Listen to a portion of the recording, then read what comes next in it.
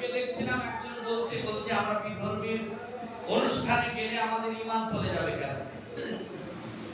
আমি আপনার কাছে এটাই বলতে চাই, নবীজিকেও প্রশ্ন করা হয়েছিল, বলা হয়েছিল, হে মুহাম্মদ, হে আব্দুল্লাহর বেটা মুহাম্মদ, আমরা যে মূর্তি পূজা করি এটাকে তোমরা কিছুদিন মেনে নাও, তোমাদের ধর্ম আমরা কিছুদিন মেনে নেব।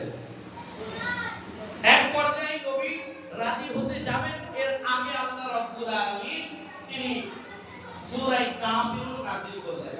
সূরা কাফিরুনের ভিতরে কি আছে? ইয়া আইয়ুহাল কাফিরুন লা আ'বুদু মা তা'বুদুন। আল্লাহ বলে দিলেন, হে বন্ধু বলে দাও তাদের, লা আ'বুদু, তোমরা যাদের ইবাদত করো আমরা তাদের ইবাদত করব না, কারণ আমরা এক আল্লাহই বিশ্বাসী। জোরে বলুন। এই আয়াতের এই সূরার শেষের অংশে বলা হয়েছে লাকুম দীনুকুম ওয়ালিয়া দীন, যার ধর্ম তার কাছে, উৎসব তার কাছে, কারণ আমার রব হলো কুল হুয়াল্লাহু আহাদ, আল্লাহ হলেন একক। বলুন একক। আমরা অনেকেই অর্থ করি কুল হুয়াল্লাহু আহাদ, আল্লাহ এক, এই অর্থটা শতভাগ সত্য নয়। একক বলতে হবে, কারণ এক আরেকটা একের সাথে মিলিত হতে পারে।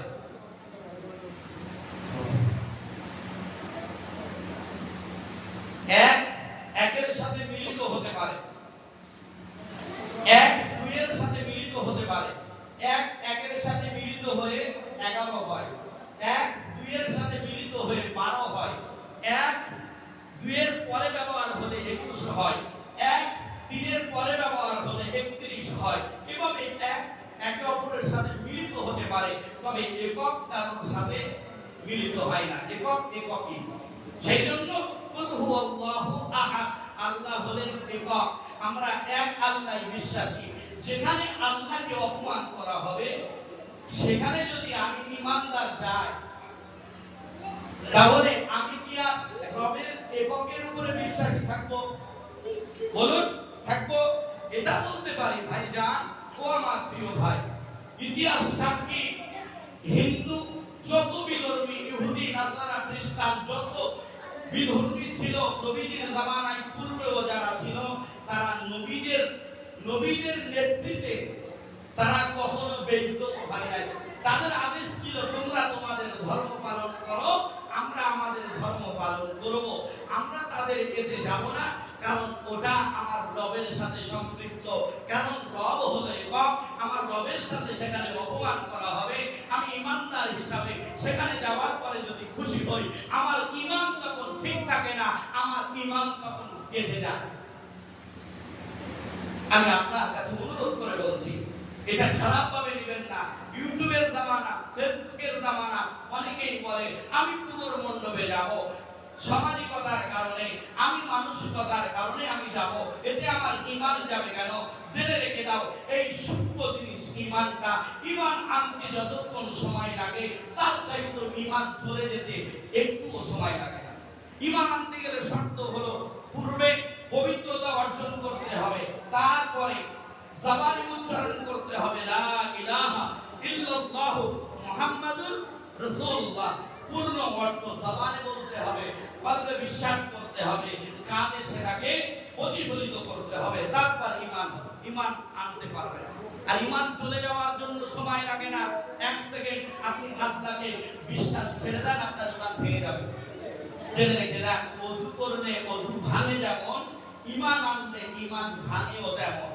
সেই জন্য আমার মুর্শিদ বলে, বাবা 5 ওয়াক্তের নামাজে তোমরা প্রতিনিয়ত কালিমাগুলো পড়ো, কারণ একটু যদি ত্রুটি বিচ্যুতি হয়ে যায় এই কালিমার মাধ্যমে সেটা আল্লাহ পূরণ করে ঈমানটা এই ওয়াভাগা জাওয়া জোহনা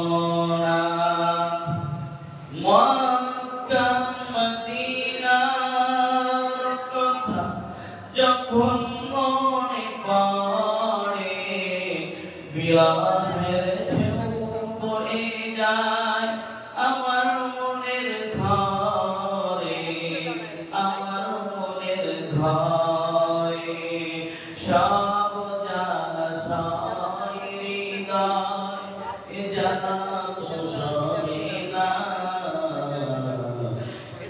এই অভাগা যাওয়া যমুনা কতজন যায় আছে মক্কা মদিনায় এই অভাগা যাওয়া যমুনা আমি মিজানের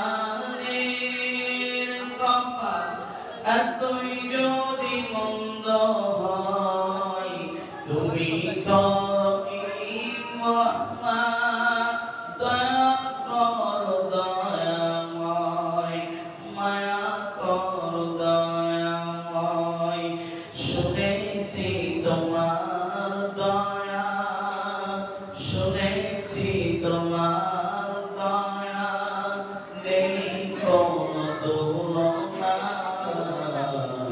এই অভাগার যাওয়া যমুনা আল্লাহুম্মা সাল্লি আলা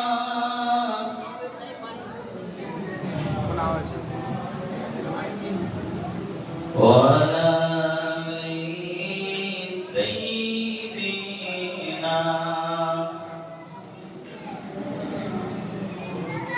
আচ্ছা বলুন তো আমরা কার সাথে দরুদ পড়ছি? হ্যাঁ, আমাদের প্রিয় নবী মুহাম্মদুর রাসূলুল্লাহ সাল্লাল্লাহু আলাইহি ওয়াসাল্লামের সাথে আমরা কত বড় সৌভাগ্যবান। আমরা যখনই দরুদ পড়ি আমাদের এই দরুদটা নবীজির রওজা এবং তার কাছে পেশ করা হয় আর বলা হয় অমুক এলাকা থেকে অমুকের বেটা অমুক আপনার সামনে দরুদ পড়েছে। সুবহানাল্লাহ বলুন। আমি আপনি কোথায় আছি আমার নাম সহ আপনার আপনার পিতার নাম সহ নবীর সামনে পেশ করা হয়। গুনাহগার যদি নবীর সামনে আমার আপনার নামটা একবার উচ্চারিত হয়ে যায় আমি আপনি দামি হয়ে যাব না?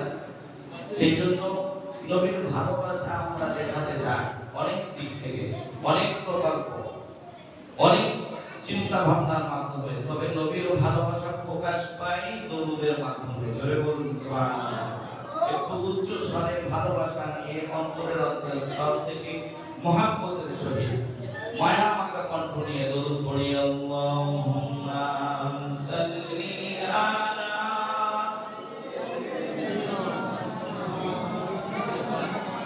ওয়ালা আলি সাইয়্যিদিনা।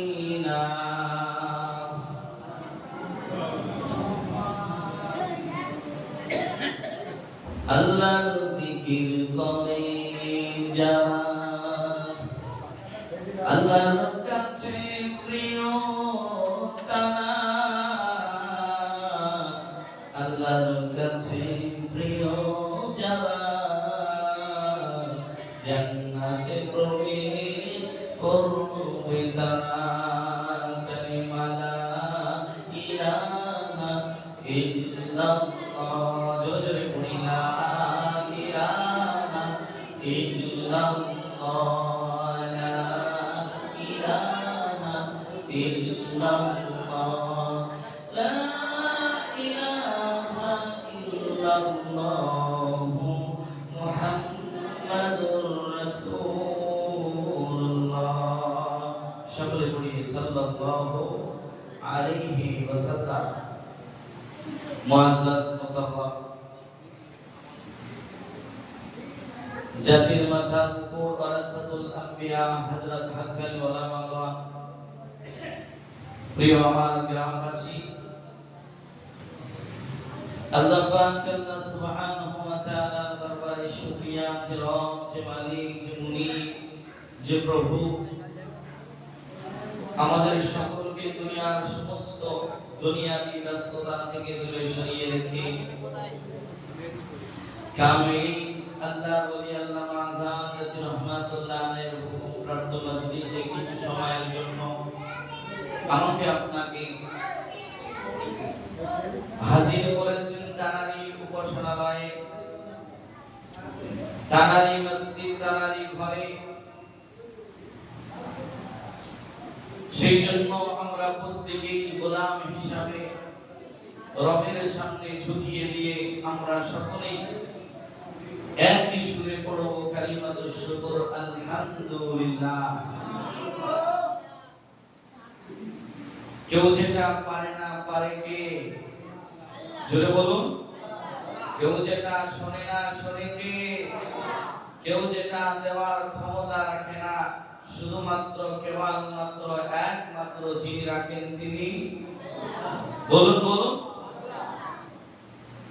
শ্রেষ্ঠ নবী, মানবতার মহান মুক্তির দূত, আল-কাই মাদানী, আশরাফুল আম্বিয়া, সাইয়্যিদুল আম্বিয়া, ফাতিমুল আম্বিয়া, মদিনার তাজদার, আফতাবুল নবুওয়াত, ফখরে মওজুদাত হযরত মুহাম্মদুর রাসূলুল্লাহ, সকলে পড়ি সাল্লাল্লাহু আলাইহি ওয়াসাল্লামের প্রতি লক্ষ কোটি দরুদ সালাম বর্ষিত হোক। আমরা প্রত্যেকেই ভালোবাসা নিয়ে নবীর উম্মত, নবীর আশিক হিসাবে আমরা পড়ছি আল্লাহুম্মা আমিন, আল্লাহুম্মা আমিন। প্যারে হাজিরিন, এটা মেম্বারে রাসূল এখানে দাঁড়িয়ে কথা বলার নিজস্ব কোনো যোগ্যতা, নিজস্ব কোনো উদ্দেশ্য সফল করার উদ্দেশ্যে এখানে দাঁড়াই নাই, দাঁড়ানোর ক্ষমতাও নাই। শুধু বড়দের হুকুম পালনার্থে আমার রব যদি আমার এই গোলামকে জবান দিয়ে কিছু কথা বলিয়ে নেন তাহলে সম্ভব, অন্যথায় দাঁড়িয়েছি বলে কথা বলতে পারবো এমন ক্ষমতা আমার নাই। কারণ সমস্ত কিছুর ক্ষমতার উপরে কার ক্ষমতা? জোরে বলুন। এটার উপরে বিশ্বাস রাখুন, আপনি পাক্কা সচ্চা ঈমানওয়ালা হবেন। আমি আপনার হিতাকাঙ্ক্ষী, আপনার ভালোবাসা এবং মহব্বতের মানুষ হিসাবে আপনার দ্বারে এসেছি। আমি আপনি মুসলমান, তারপরেও আপনাদের সম্মুখে কোরআন থেকে আলোচনা করা হবে। এই মুসলিমকে দাওয়াত দেওয়া হবে আসো কোরআনের দিকে। এই মুসলিমকেই বলা হবে নামাজ পড়াবো। এই মুসলিমকেই বলা হবে সুদ ছেড়ে দাও। এই মুসলিমকে বলা হবে মদ ছেড়ে দাও। এই মুসলিমকে বলা হবে জুয়া ছেড়ে দাও। এই মুসলিমকে বলা হবে ঘুষ ছেড়ে দাও। এই মুসলিমকেই বলা হবে জিনা ছেড়ে দাও। এই মুসলিমকে বলা হবে গাঁজা থেকে দূরে আসো। অথচ এটা তো হাস্যকর বিষয়, মুসলিম যে হবে তাকে আবার নামাজের কথা বলতে হবে কেন? এটা তো হাস্যকর বিষয়। কারণ যে মুসলিম বলে দাবি করবে সে রবের জন্য উঠবে আর বসবে। জোরে বলুন। কারণ মুসলিম জানে আমার রব আমার জান্নাত নিয়ে নিয়েছে, বিনিময়ে জান্নাত দেওয়ার ওয়াদা করেছে। আমার জানও আল্লাহর, আমার মালও আল্লাহর। আমি কেন দুনিয়াদারিতে আমি ব্যস্ত হয়ে রবের হুকুমের বাইরে কাজ করব? ইমানদার তো জানে আমি করব রবের হুকুম মোতাবেক, আমি করব রবের রাজি মোতাবেক, আমি করব মদিনাওয়ালার তরিকা অনুযায়ী। যে মুসলিম হবে সে কখনো নামাজ ছাড়তে পারবে না। যে ঈমানওয়ালা হবে সে কখনো পিতামাতাকে খারাপ, পিতামাতার সাথে দুর্ব্যবহার করতে পারবে না, খারাপ ব্যবহার করতে পারবে না। এক কথায় চূড়ান্ত কথা, মুসলিম হবে যে সে দরদি হবে, সত্যের জন্য সে বলিয়ান হবে, সত্যের পক্ষে থাকবে, মিথ্যার বিপক্ষে যাবে। জোরে বলুন সুবহানাল্লাহ। ও দুনিয়ার মানুষ, আমার আব্বা জানেন, আমার ভাই জানেন, আমার আলোচনাতে একটু গভীর মনোযোগ দিয়ে শোনার চেষ্টা করো। সহিহ বুখারীর 16 নম্বর হাদিস আপনাদের শোনাই। এখানে আমরা তিনটি গুণ দেখতে পাবো। ইনশাআল্লাহ তাআলা যতক্ষণ আলোচনা করব বা একটা হাদিস বলবো অথবা একটা আয়াত বলবো, আমি উদাহরণ কথা বলতে পারি না। আপনি একটু নিজের বিবেক দিয়ে আমার কথাগুলো চিন্তা করবেন, ভাবনা চিন্তার ভিতরে সাগরে নিয়ে যাবেন নিজেকে, তাহলে অবশ্যই আপনার দিন পরিবর্তন হবে। আপনি হেদায়েতের রাস্তায়, পূর্ণ হেদায়েতের রাস্তায় চলতে পারবে। জোরে বলো। রব্বুল আলামিন নবীর মাধ্যমে এমন এমন আদর্শ ফুটিয়ে তুলেছেন। আল্লাহ রব্বুল আলামিন তো ঘোষণা দিয়ে দিলেন, তিনি গ্যারান্টি দিয়ে দিলেন, সিল মোহর মেরে দিলেন, ইন্নাকা লাআলা খুলুকিন আযীম। আমার নবীর চরিত্র, আমার বন্ধুর চরিত্র, আমার সিফাতি নাম যেমন আযীম, সব চাইতে দামি, তদ্রূপ আমার নবীর চরিত্র হলো আজিম সবচাইতে দামি চরিত্র জোরে বলুন নবীজির জীবন চরিত্র থেকে হাদিস এসেছে নবীজির ওঠা বসা খাওয়া দাওয়া লেনদেন নবীর বলা নবীর চলা নবীর কথা সবকিছুই হাদিস হিসাবে আমাদের কাছে সংকলন করে ইমামে বুখারী ইমামে মুসলিম ইমামে আবু দাউদ সংকলন করে বিষয় ভিত্তিক হিসাবে আমাদের সামনে তুলে ধরেছে তবে এগুলো নবীর জামানের কথা নবীজি সাল্লাল্লাহু আলাইহি সাল্লাম এক হাদিসের মধ্যে বলেন আমি ঈমানের কথা তুলে ধরেছি আমি মুসলিমের কথা তুলে ধরেছি আমার কথাটা দিল দিয়ে বোঝার চেষ্টা করুন নবীজি বলেন قال ثلاثة من كن في وجد حلاوة الإيمان নবীজি বলেন যার মধ্যে তিন গুণ পাওয়া যাবে সে ঈমানের স্বাদ উপভোগ করতে পারবে নবীজির তিন গুণের কথাটা শুনে যান নবীজি বলেন এই তিন গুণ যার মধ্যে থাকবে সে অবশ্যই ঈমান যে কি জিনিস এটা সে বুঝতে পারবে জোরে বলুন এই তিন গুণ আমাদের জানার দরকার আছে না নাই কথা বলুন আমরা ঈমানের স্বাদ বুঝতে চাই আমরা বিরিয়ানি পছন্দ করি আমরা পোলাও পছন্দ করি কারণ ওটার স্বাদ আমরা বুঝি সেই জন্য বিরিয়ানিকে আমরা সর্বোচ্চ স্তরে রেখেছি খাবারের দিকে ও দুনিয়ার মানুষ তত্র আমি আপনি যদি ঈমানের স্বাদ বুঝতে পারি এই ঈমান ছাড়া আমরা অন্য কিছু বুঝবো না এখানে একটা সূত্র বলি একটা নবীর কথা বলি তারপরে বুঝবেন ঈমানের দাম কেমন নবীজি বলেন যারা পরিমাণ অনু পরিমাণ ওই সংখ্যাকে বলা হয় ওই মাপকে বলা হয় যেটা চোখে দেখা যায় না নবীজি বলেন অনু পরিমাণ ঈমান নিয়ে যারা কবরে যাবে হাসরের ময়দানে বিচার হওয়ার পরে আল্লাহ রাব্বুল আলামিন তিনি ওই বান্দাকে যার অন্তরে যারা পরিমাণ অনু পরিমাণ ঈমান ছিল তাকে আল্লাহ রাব্বুল আলামিন এই গোটা দুনিয়ার 10 গুণ জান্নাত দিয়ে পুরস্কৃত করবে জোরে বলুন আপনি প্রশ্ন করবেন ও মাওলানা সাহেব ও মিজান আল্লাহর কাছে এত জায়গা কথা আল্লাহ রাব্বুল আলামিন ওই ব্যক্তিকে দুনিয়ার 10 গুণ জান্নাত দিবে যে ব্যক্তির অন্তরে যারা পরিমাণ ঈমান আছে এটা একটা আমার আপনার মাথায় না ধরে আসার বিষয় তবে শুনে রেখে দেন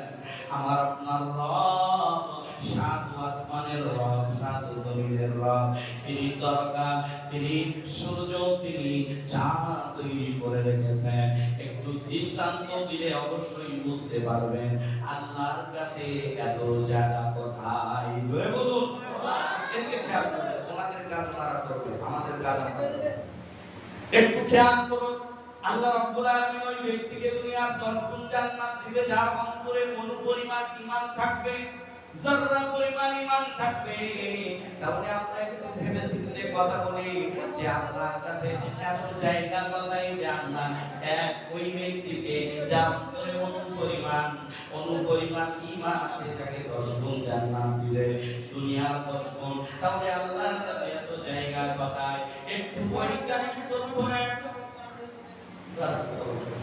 বৈজ্ঞানিক তথ্য নেন আমরা তো আবার আধুনিকতা মানুষ যুক্তি ছাড়া কথা বুঝি না একটু গভীর মনোযোগ দিয়ে শুনি বৈজ্ঞানিক আলোচনা শুনুন আমরা দুনিয়া থেকে আসমানের দিকে যে এখন বর্তমান সূর্যটা দেখতে পাচ্ছি এই সূর্যটা আমার আপনার এই চক্ষে আমরা মনে করি এটা প্লেটের মতন ঠিক না ঠিক ছোট একটা প্লেটের মতন জেনে রেখে দেন শুনে রেখে দেন আমরা যে পৃথিবী নামক গ্রহে বাস করছি এই পৃথিবীর চাইতে যে সূর্য আমার আপনার চোখে চোখে প্লেটের মতন দেখা যায় ওই সূর্য এই পৃথিবীর চাইতে 13 লক্ষ গুণ বড় জোরে বলুন 13 লক্ষ গুণ বড় আমরা এবারে ভাবতে পারি তাহলে মনে হয় সূর্য সব চাইতে বড় ও দুনিয়ার মানুষ শুনে রেখে দেন জেনে রেখে দেন যে সূর্য পৃথিবীর চাইতে 13 লক্ষ গুণ বড়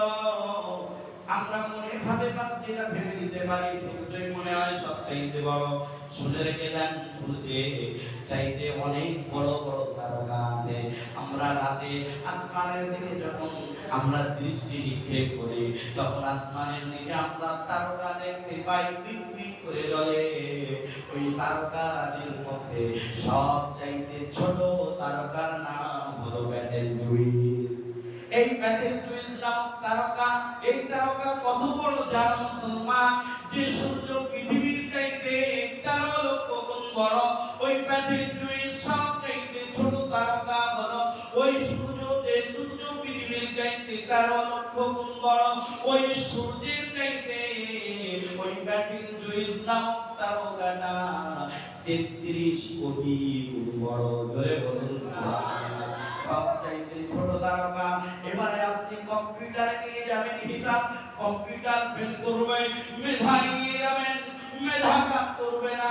আল্লাহ রাব্বুল আলামিন মিলিয়ন বিলিয়ন ট্রিলিয়ন এমন তারকা আসমানে শুধু ঝুলিয়ে রেখেছেন। জোরে বলুন সুবহানাল্লাহ। এবার আপনি ভেবে দেখুন, নবীজি বলেছেন যারা পরিমাণ ঈমান নিয়ে যারা কবরে যাবে তাদের জন্য দুনিয়ার 10 গুণ জান্নাত দিবে। তাহলে ভেবে দেখুন আল্লাহর কাছে জায়গা আছে তো কত জায়গা আছে। জোরে বলুন। আসল কথার দিকে আসি। নবীজি বলেন قال ثلاثة من كنا في وجد علامة الإيمان। যার মধ্যে 3 গুণ দেখতে পাওয়া যাবে, সে ঈমানের টেস্ট বুঝতে পারবে, ঈমানের স্বাদ বুঝতে পারবে। গভীর মনোযোগ দিয়ে শুনি। আল্লাহ নবী, আল্লাহ হাবিব মুহাম্মদুর রাসূলুল্লাহ সাল্লাল্লাহু আলাইহি ওয়াসাল্লাম তিনি বলেন, আইয়াকুন আল্লাহু ওয়া রাসূলুহু আহাব্বা ইলাইহি মিম্মা সিওয়াহুমা। ও দুনিয়ার মানুষ, আমি হাদিসের ব্যাখ্যা করব, আপনি দুনিয়ার লাইনের সাথে জড়িয়ে আমার কথাটা খারাপ ভাবে নেবেন না। আমি হাদিসের ব্যাখ্যা করছি, গভীর মনোযোগ দিয়ে শুনুন।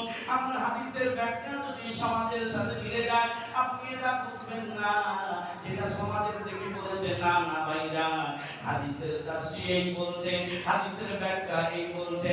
আল্লাহ নবী প্রথম নাম্বার বলেন, দুনিয়ার মধ্যে যা কিছু আছে সব কিছুর চাইতে আল্লাহ এবং রাসূলকে প্রিয় মনে করতে হবে। জোরে বলুন। আল্লাহ এবং রাসূলকে প্রিয় ভাবতে হবে, মানতে হবে। আমরা যদি মনে করি আনুষ্ঠানিকতা এবং সামাজিকতার কারণে যেখানে আল্লাহকে অপমান করা হয় সেখানে যাওয়ার পরে আমার ঈমান ঠিক থাকবে, তাহলে এটা আমার আপনার ভুল ধারণা। গভীর মনোযোগ দিয়ে শুনুন। একটা ঈমানওয়ালা যে আল্লাহকে এবং রাসূলকে সবচাইতে দামি মনে করেছে, ওই ব্যক্তিটা যেখানে আল্লাহর অপমান করা হয় সেখানে যেতে পারে না। ঠিক না ঠিক? ও দুনিয়ার মানুষ, আমি অনুরোধ করে বলছি, আল্লাহর নবী বলেন প্রথম নাম্বার গুণ হলো দুনিয়ায় যা কিছু আছে সব কিছুর চাইতে আল্লাহ এবং রাসূলকে প্রিয় ভাবতে হবে, মানতে হবে। এটা প্রথম গুণ। আমি আপনি মানছি কিনা, আমি আপনি মেনে নিতে পেরেছি কিনা, তাহলে আমার আপনার বাস্তব জীবনে, পারিবারিক জীবনে একটু নজর করতে হয়, একটু দেখতে হয়। আমার পরিবার যদি নামাজ ঠিক মতন পড়ে, আমার পরিবার যদি সারা শরিয়াত মোতাবেক চলে, আমার ছেলেটা যদি, আমার মেয়েটা যদি শরিয়াত মোতাবেক চলে, তাহলে আমি ভাবতে পেরেছি, আমি বুঝতে পেরেছি আল্লাহ দামি। কারণ আল্লাহর কথা মেনে যখন আমি নিয়েছি, এটা প্রমাণ হয়েছে আমি আল্লাহকে দামি হিসাবে জেনেছি। জোরে বলো। আমি আপনি যদি না মানি, আমার আপনার পরিবার যদি না মানে, যতই গলাবাছাই করি না কেন, মানা হলো না। মানা তখনই হবে যখন আপনার কাজ কথা বলবে। জোরে বলবো। এক বিবি ডাক দিয়ে বলছে, প্রতিনিয়ত সকালে একটা ছোট মিশাল দিই। প্রতিনিয়ত একটা স্ত্রী সকালে ওঠার পরে স্বামীকে ডাক দিয়ে বলছে, স্বামী গো স্বামী, আমি তোমাকে অনেক ভালোবাসি। প্রতিনিয়ত ফজরের পরে দরওয়াজার সামনে বসে এমন জিকির শুরু করে, স্বামী গো স্বামী, আমি তোমার অনেক ভালোবাসি। এমন করে প্রতিনিয়ত যখন স্বামীর ব্যাপারে ভালোবাসা প্রকাশ করছে, স্বামী একদিন রাগান্বিত হয়ে বলছে, ও আমার স্ত্রী, স্ত্রী, আমাকে যে তুমি ভালোবাসো এটা তোমার মুখে বলতে হবে না। আমি কয়েকদিন লক্ষ্য করলাম যে তুমি আমাকে ভালোবাসো বলে এটা জাহির করছো জবান দিয়ে, অথচ সকালে উঠে সংসারের কোনো কাজ করছো না। আমি সকালে কি নাস্তা খাবো তার প্রস্তুতি নিচ্ছ না, আমি দুপুরে কি খাবো, আমি রাতে কি খাবো তার কোনো প্রস্তুতি রান্না বান্না করছো না। ও আমার স্ত্রী, তোমার জবানে বলতে হতো না যে তুমি আমাকে ভালোবাসো। তুমি যদি প্রতিনিয়ত সকালে উঠে আমাকে ফজরের সময় ডেকে দিতে, তুমি যদি সকাল না হতে আমার জন্য নাস্তা তৈরি করে রাখতে, দুপুর না হতে আমার জন্য দুপুরের খাবার তৈরি করে রাখতে, ও স্ত্রী আর জিকির করা লাগতো না, স্বামী গো স্বামী আমি তোমার অনেক ভালোবাসি, এটা আর জবানে বলতে লাগতো না। আমি স্বামী বুঝে নিতাম, যেহেতু তুমি কাজগুলো ঠিক মতন করছো, আমার খেদমত করছো, আমার কথা মোতাবেক চলছো, এটা তোমার মুখে আর বলতে হতো না, তোমার কাজ থেকে আমি ভেবে নিতাম তুমি আমাকে ভালোবাসো। কি বলেন ঠিক না বেটি? তদ্রূপ আমি মুসলমান বলে দাবি করেছি, আই লাভ মুহাম্মদ বলে দাবি করেছি, কিন্তু নবীর আদর্শ নাই, আল্লাহর বিধিবিধান নাই। আই লাভ মুহাম্মাদের মিছিলে যাওয়ার পরে আমরা নামাজ বাদ দিয়ে দিলাম, আমরা মাগরিব বাদ দিয়ে দিলাম, আসর বাদ দিয়ে দিলাম। এই ভালোবাসা দেখিয়ে নবীর ভালোবাসা জাহির করা যাবে না। ভালোবাসা তখনই প্রমাণ পাবে যখন আমার ব্যক্তি জীবনে, আমার পারিবারিক জীবনে, আমার সামাজিক জীবনে, আমার রাজনৈতিক জীবনে, গোটা আমার পদক্ষেপে আমি যখন আল্লাহকে প্রধান বলে মানব, নবীর আদর্শকে প্রধান বলে মানব, আমার আর মুখে বলতে হবে না আমি মুসলিম, আমি নবীর আদর্শে আদর্শিত, এটা আর মুখে বলা লাগবে না, তোমার কাজ বলে দিবে তুমি আশিকে রাসূল। জোরে বলুন ও দুনিয়ার মানুষ। তাহলে প্রথম নাম্বার কোন হলো? আল্লাহ এবং রাসূলকে দামি মানতে হবে, শ্রেষ্ঠ মানতে হবে। খলিফাতুল মুসলিমিন হযরত ওমর রাদিয়াল্লাহু তাআলা আনহু একদিন নবীজিকে ডাক দিয়ে বলছে, ইয়া রাসূলুল্লাহ, ইয়া হাবিবাল্লাহ, হুজুর দুনিয়ায় যা কিছু আছে সব কিছুর চাইতে আমি আপনাকে ভালোবাসি, কিন্তু আমি আমার আপনাকে আমার জানের চাইতে বেশি ভালোবাসি না। নবী যখন ডাক দিয়ে বলছে, ও আমার সাহাবী আমার, তুমি এটা কি বললে? তুমি তো এখনো পরিপূর্ণ মুমিন হতে পারলে না। যখন নবীর জবান থেকে কথাটা হযরত ওমর শুনলেন, সাথে সাথে হযরত ওমর জবাব দিয়ে বললেন, ইয়া রাসূলুল্লাহ, ইয়া হাবিবাল্লাহ, হুজুর আমি ওমর ঘোষণা দিয়ে দিলাম, আমিও আজ থেকে আমার জানের চাইতেও আপনাকে ভালোবাসি। নবীজি তখন বলেন, ও আমার এখন তুমি পরিপূর্ণ মুমিন হলে। তাহলে হযরত ওমর যদি নবীকে জানের চাইতে ভালো না বাসার কারণে পরিপূর্ণ মুমিন হতে পারলো না, ও দুনিয়ার মানুষ যখন বলল নবী আমি মানি, আমি জানের চাইতেও আপনাকে ভালোবাসি, নবী যখন ঘোষণা দিয়ে জানিয়ে দিলেন, ও আমার এখন তুমি পরিপূর্ণ মুমিন হলে, আপনি বলবেন, ও মিজান আমি তো নবীকে ভালোবাসি, আমি নবীকে জানের চাইতেও বেশি ভালোবাসি। আমি যদি মুসলমানকে বলি, ও মুসলমান তুমি যে নবীকে ভালোবাসো এটা দাবি করেছো, তুমি নবীর জন্য আধা ঘন্টা প্রতিনিয়ত 24 ঘন্টার ভিতরে আধা ঘন্টা দিন জানা বোঝার জন্য একটু সময় দাও। অনেক যুবক আছে ময়দানে গিয়ে জান দেওয়ার জন্য প্রস্তুত, কিন্তু দিন জানা বোঝার জন্য আধা ঘন্টা যদি বলা হয় দিন জানো, কোরআন শেখার চেষ্টা করো, বলে সময় নাই। আছে না নাই? কথা বলো। ইসলাম আবেগে মানলে হবে না, ইসলাম বিবেক দিয়ে মানতে হবে। আবেগে আল্লাহ পাওয়া যায় না, বিবেক দিয়ে। কারণ আমি আপনি নামাজ পড়বো আল্লাহর জন্যই, একটু আবেগ হলো নামাজ পড়লাম, এক সপ্তাহ পড়লাম তারপরে ছেড়ে দিলাম, এটা আবেগে ইসলাম মানা হলো। ইসলাম মানতে হবে বিবেক দিয়ে। বিবেক কি বলে, কোরআন সুন্নাহ কি বলে, যে যখন সওয়াল আমি হব তখন থেকে আমার উপরে কোরআনের বিধিবিধান, রাসূলের আদেশ নিষেধ আমার উপরে এটা জারি হয়ে যাবে। আমি আর নামাজ ছাড়তে পারবো না, আমি আর গুনাহ করতে পারবো না, আমি হারামের দিকে যেতে পারবো না। এগুলো মেনে নিয়ে বাস্তব জীবনে চলার নাম হলো বিবেক। ও দুনিয়া তাহলে দ্বিতীয় গুণের দিকে যায়। আল্লাহ নবী আল্লাহ হাবিব মুহাম্মদুর রাসূলুল্লাহ সাল্লাল্লাহু আলাইহি ওয়াসাল্লাম তিনি দ্বিতীয় গুণের কথা বললেন, ওয়া আইয়ুহিব্বাল মারআ লা ইউহিব্বুহু ইল্লাল্লাহ। আল্লাহ নবী আল্লাহর হাবিব মুহাম্মদুর রাসূলুল্লাহ সাল্লাল্লাহু আলাইহি ওয়াসাল্লাম তিনি বলেন দ্বিতীয় গুণ ঈমানের স্বাদ পাওয়ার জন্য দ্বিতীয় গুণ আল্লাহ নবী বলেন, ও আমার উম্মতেরা শোনো শোনো, যদি তোমরা কাউকে ভালোবাসো সেটা আল্লাহর জন্য বাসবে, আর তোমরা যদি কাউকে ঘৃণা করো সেটাও আল্লাহর জন্য করবে। বলে বলুন, আজ বর্তমান সমাজে দেখুন একে অপরের ভিতরে মুহাব্বত নাই, ভালোবাসা নাই, একে অপরের প্রতি গীবত আর শিকায়েত নিয়ে আমরা চলাচল করছি। ও দুনিয়ার মানুষ, আমার এই কথাটা গভীর মনোযোগ দিয়ে শুনুন। আল্লাহ নবী বলেন কাউকে ভালোবাসতে হলে আল্লাহর জন্য ভালোবাসতে হবে, আর কাউকে ঘৃণা করতে হলে সেটাও আল্লাহর জন্য ঘৃণা করতে হবে। আমি আপনার কাছে প্রশ্ন করছি, আপনার আপন ভাই, আপনার আপন বোন, আপনি যে তার সাথে কথা বলতেন না, মাস কি মাস, বছর কি বছর হয়ে গেল, এটা কার জন্য? এটা নিজের জন্য হলো। আমি আপনার কাছে অনুরোধ করছি, যখন আলেম সমাজ কিছু বলে সেটা কখনো দিয়ে দিবেন না, সেটা সর্বসময় বিবেক দিয়ে চিন্তা করবেন, রাগ করে চলে যাবেন না। আজ আমি এখানে দাঁড়িয়েছি, আমার পিছনে কোনো উদ্দেশ্য নাই, আমার একটাই উদ্দেশ্য, সেটা হলো আমরা সকলে আমল ঠিক করব, ঈমান ঠিক করব। ঈমানের ভিতরে না যেন ফিসাল থাকে, আমলের ভিতরে না যেন কোনো বিদআতের গন্ধ থাকে, শিরকের গন্ধ থাকে। আমরা সকলেই পাক্কা ঈমানওয়ালা হব, আমলওয়ালা হব, আমরা সকলেই নবীর পিছু পিছু জান্নাতে যাব।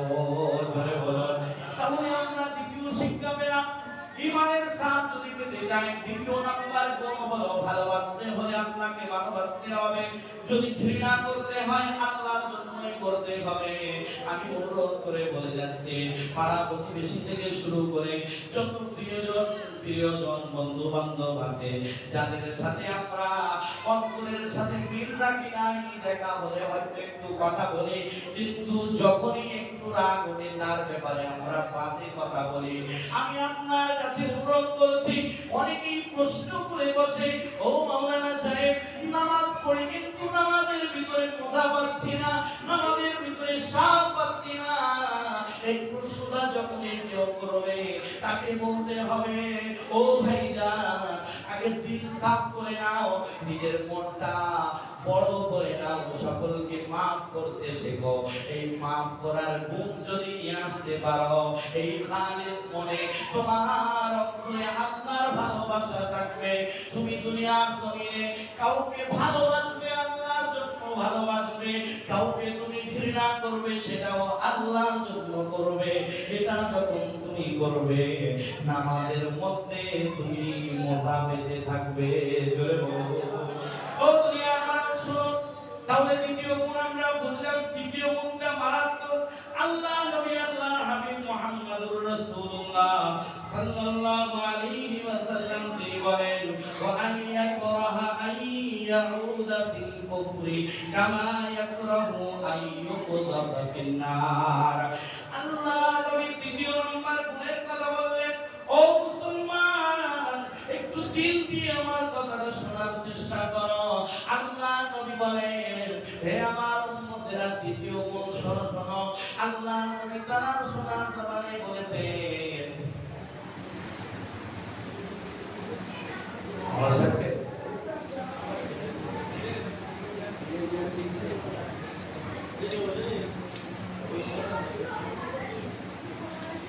তৃতীয় গুণের কথা আমরা শুনি, তারপর আমি ছেড়ে দেবো। মাওলানা সাহেব আছেন, আমার আপু বলে গেল যেহেতু বক্তব্য বলতে, তারপরে মাওলানা সাহেব বক্তব্য বলবো। তৃতীয় গুণ নবী বলে যে তোমরা ঈমান আনার পরে কুফরিতে ফিরে যেও না। কুফরিতে ফিরে যাওয়ার মানে কি? আল্লাহকে অবিশ্বাস করা, দ্বীন থেকে সরে যাওয়া। কুফরিতে ফিরে যাওয়া নবী বলেন তোমরা তেমন ভাবে অপছন্দ করবে যেমন ভাবে তোমরা আগুনে পুড়ে যাওয়াকে অপছন্দ করো। এই হাদিসটা এই সংখ্যাটা একটু গভীর মনোযোগ দিয়ে বোঝার চেষ্টা করি। নবী বলেন তোমরা আগুনে পোড়া যেমন অপছন্দ করো, যেমন হাত আগুনে পুড়ে যাবে, পুড়ে গেলে তো জ্বালা করবে, যন্ত্রণা করবে, আমি আমার কিভাবে সহ্য করবো, অপছন্দ করি, আগুনের ধারে যেতেও ভয় করি। তদ্রূপ নবী বলেন তোমরা ঈমানের স্বাদ তখনই পাবে যখন তোমরা এই ঈমান আনয়ন করার পরে কুফরিতে যেতে তেমন ভয় করবে, তখন তোমরা ঈমানের স্বাদ পাবে।